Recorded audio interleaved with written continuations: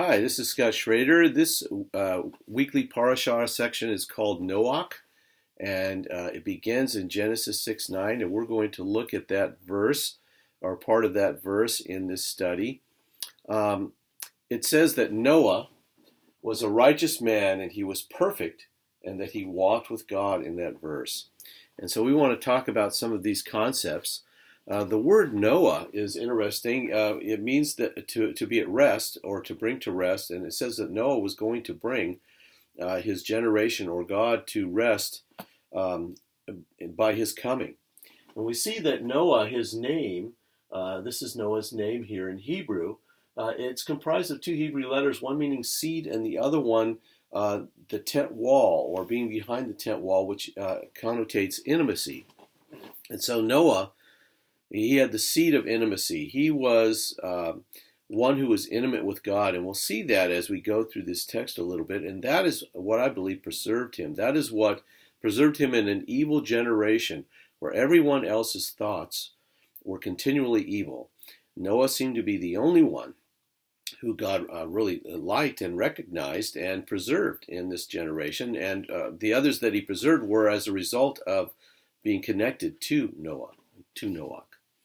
And so we see that he was a righteous man, and that is the word Sadiq. Sadiq's letters have interesting meaning as well. It has the idea of seeking, the Sade, the first letter, seeking or waiting. And there's a door, door is the next letter, and power, and then comes fullness of fruit.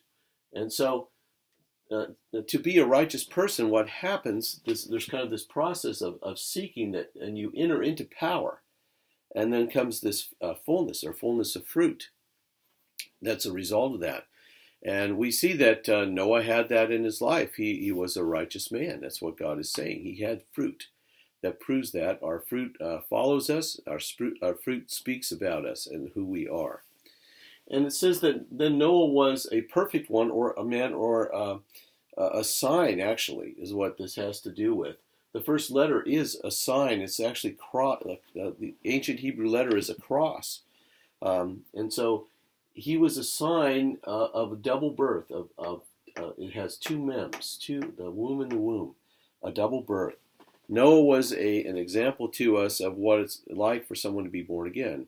Yeshua, Jesus said that we must be born again to enter into the kingdom of God. And so Noah was an example of that, and what a man was like, and we're going to be like Noah in that birth. God is showing and giving us some understanding in that. It says that Noah walked with God. So this idea here, this hey means to behold, or I'm here. He beheld God, and and God controlled the flow. He was the shepherd, which is the symbol. The lamed is the shepherd. And then the kaf here, it's the extended kaf, means to impart or to make like. And so as we walk with God, we behold him. He controls us. He begins to control the flow. We allow him to do that, to shepherd us. And he imparts his likeness to us. Now we see that God talks about that, ironically, in Genesis 6:8, this verse before this verse, where it says that Noah found grace in God's sight. When you trace back the root meaning of that word grace, it's the word chen. It means to have like attributes. And so Noah had like attributes to God. When God looked at him, he saw a little bit of himself in Noah. He saw the image of God in him.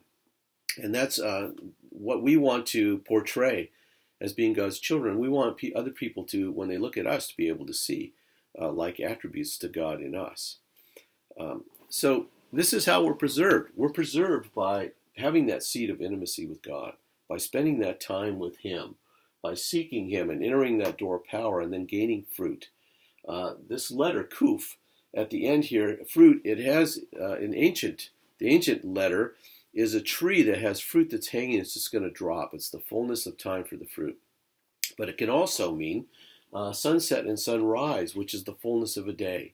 And so when we spend time with God, we get that fruit, and that fruit comes, that fullness that we need to have, that shows us that we truly are righteous, and we become that sign of the birth. And so maybe you haven't received that birth today. That's kind of where you have to start. You must be born again to enter the kingdom of God. And so you can ask the Lord to fill you with His Spirit, to give you that birth of His Spirit in your life, that you can then enter into these things, and you can walk with Him, and you can behold Him and be controlled by Him, and have those like attributes imparted to you. So this is how we're preserved in this evil generation. It isn't, every generation has that attribute to some extent. Sometimes we don't see it as much as others. Noah's was very obvious, but other generations maybe not be quite as obvious. But at the same time, it's still there. That element is still there.